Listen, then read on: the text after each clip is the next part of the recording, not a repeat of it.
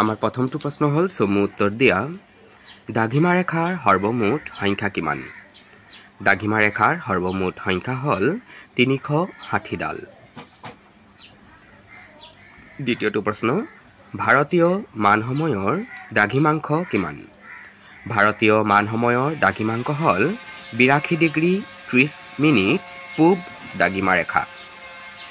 পৰৱৰ্তী প্ৰশ্ন, পৃথিৱীৰ নিজ মেৰুদণ্ডত এপাক ঘূৰিবলৈ কিমান ঘণ্টা সময়ৰ প্ৰয়োজন? উত্তৰটো হ'ব পৃথিৱীৰ নিজ মেৰুদণ্ডত এপাক ঘূৰিবলৈ 24 ঘণ্টা সময়ৰ প্ৰয়োজন। ইয়াৰ পৰৱৰ্তী প্ৰশ্নটো হৈছে, গ্ৰীনিজৰ ওপৰেৰে কল্পনা কৰা প্ৰাথমিক দ্ৰাঘিমা ৰেখাৰ স্থানীয় সময়ক কি বোলে? উত্তৰটো হ'ব গ্ৰীনিজৰ ওপৰেৰে কল্পনা কৰা দ্ৰাঘিমা ৰেখাৰ স্থানীয় সময়ক গ্ৰীনিজ মান সময় বোলে। কৌণিক দূৰত্বৰ জোখৰ একক কি? কৌণিক দূৰত্ব জোখৰ একক হ'ল ডিগ্ৰী।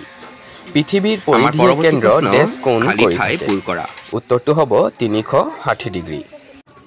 পৰৱৰ্তী প্ৰশ্ন, দ্ৰাঘিমা ৰেখাৰ মান বা জোখক কি বোলে? উত্তৰটো হ'ব দ্ৰাঘিমাংশ। পৰৱৰ্তী প্ৰশ্ন, প্ৰাথমিক দ্ৰাঘিমা ৰেখাৰ কৌণিক দূৰত্ব ডেশ দ্ৰাঘিমাংশ। উত্তৰটো হ'ব 0 ডিগ্ৰী। পৰৱৰ্তী প্ৰশ্ন, মধ্যাহ্ন সূৰ্যৰ পৰা পূবফালে 15 ডিগ্ৰী আঁতৰত থকা ঠাইখনত ডেছ বাজিব।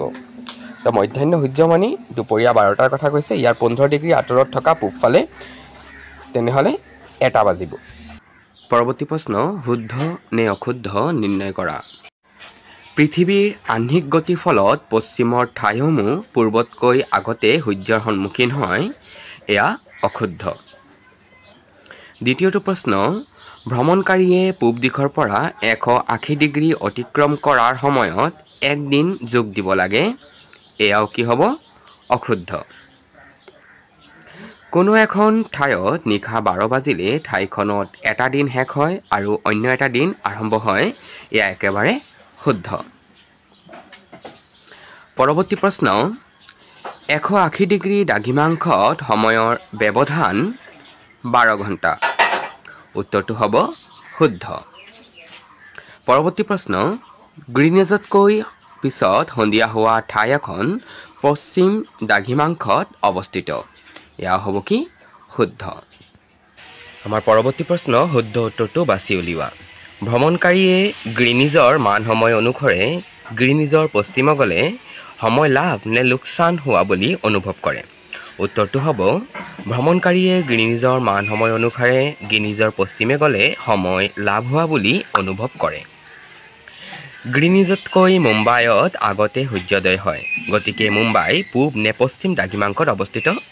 শুদ্ধ উত্তৰটো হ'ব মুম্বাই পূব দ্ৰাঘিমাংশত অৱস্থিত।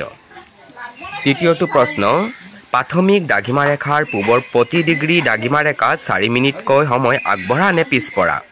ইয়াৰ শুদ্ধ উত্তৰটো হ'ব প্ৰাথমিক দ্ৰাঘিমা ৰেখাৰ পূবৰ প্ৰতি ডিগ্ৰী দ্ৰাঘিমা ৰেখা 4 মিনিটকৈ সময় আগবঢ়া। ভাৰতীয় মান দ্ৰাঘিমা ৰেখাৰ হিচাপে 83 ডিগ্ৰী 20, 90 নে 82 ডিগ্ৰী 30 মিনিট পূব দ্ৰাঘিমা ৰেখাডালক গ্ৰহণ কৰা হৈছে। শুদ্ধ উত্তৰটো হ'ব ভাৰতীয় মান দ্ৰাঘিমা ৰেখাৰ হিচাপে 82 ডিগ্ৰী 30 মিনিট দ্ৰাঘিমা ৰেখাডালক গ্ৰহণ কৰা হৈছে। আমি পিন্ধা সাধাৰণ ঘড়ীবোৰ স্থানীয় সময়, গ্ৰীনিজ মান সময় নে ভাৰতীয় মান সময় মতে চলে? তো আমি পিন্ধা সাধাৰণ ঘড়ীবোৰ ভাৰতীয় মান সময় মতে চলে। পৰৱৰ্তী প্ৰশ্ন, পাৰ্থক্য লিখা। অক্ষৰেখা আৰু দ্ৰাঘিমা ৰেখা। বিষুৱৰ সমান্তৰালকৈ দুয়ো মেৰুৰ পিনে কল্পনা কৰা বৃত্তাকাৰ ৰেখাসমূহ হ'ল অক্ষৰেখা।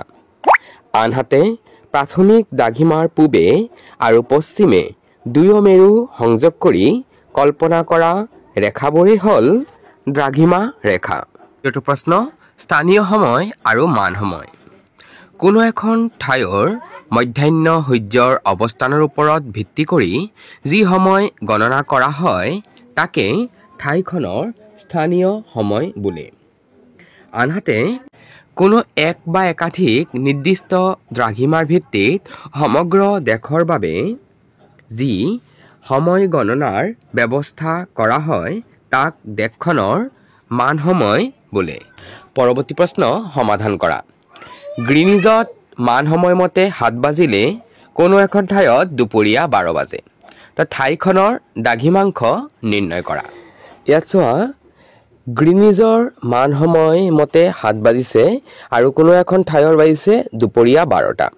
তেনেহ'লে এই ঠাই দুখনৰ মাজত সময়ৰ ব্যৱধান হ'ব 12 বিয়োগ 7 সমান 5 ঘণ্টা। এতিয়া আমি জানো যে পৃথিৱীৰ উপৰিভাগৰ যিকোনো এডাল দ্ৰাঘিমা ৰেখাই 24 ঘণ্টাত 360 ডিগ্ৰী অতিক্ৰম কৰে। সেই অনুসাৰে 1 ঘণ্টাত কিমান অতিক্ৰম কৰিব? 15 ডিগ্ৰী। আৰু যিহেতু দুটা ঠাইৰ মাজৰ সময়ৰ ব্যৱধান 5 ঘণ্টা, তেনেহ'লে 5 ঘণ্টাত অতিক্ৰম কৰিব 15 পূৰণ 5 = 75 ডিগ্ৰী। আৰু যিহেতু সেই ঠাইখনত গ্ৰীনিজৰ আগত দুপৰীয়া 12টা বাজিছে, তাৰ মানে এইখিনি গ্ৰীনিজত পূবত অৱস্থিত। তেনেহ'লে এই ঠাইখনৰ দ্ৰাঘিমাংশ হ'ব 75 ডিগ্ৰী পূব।